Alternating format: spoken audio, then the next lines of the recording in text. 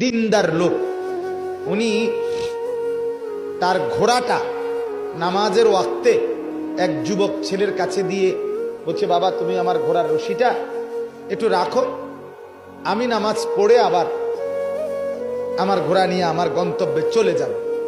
তো নামাজ পড়ে যখন বের হইতেছেন তখন উনি পকেট থেকে 5 দিরহাম হাতে নিছে যে ছেলেটাকে বকশিশ দিয়া যাবে।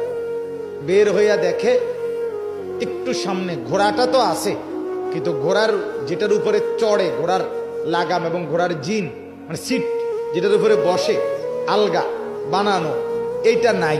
এটা নিয়া বাইক চুরি করে নিয়া ওই ফোলা বাইক গেছে, শুধু ঘোড়াটা ছিল।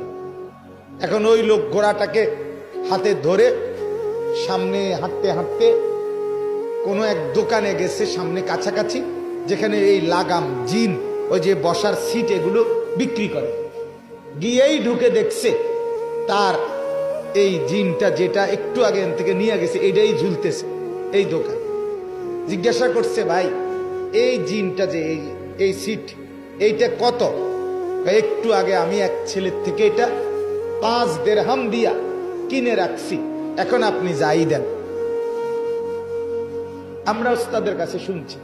তো ওই আল্লাহওয়ালা মুরব্বী আফসুস করে বললেন, হাই যুবক, এই 5 দিরহাম হালাল ভাবে আমি তো তোমার জন্য হাতেই নিছিলাম, আমারটা যদি নিতা সেটা তো হালাল হইতো, কিন্তু তুমি যেভাবে নিলা সেটা তো হারাম নিলা, কিন্তু নিলা তো তাই যা বরাদ্দ ছিল।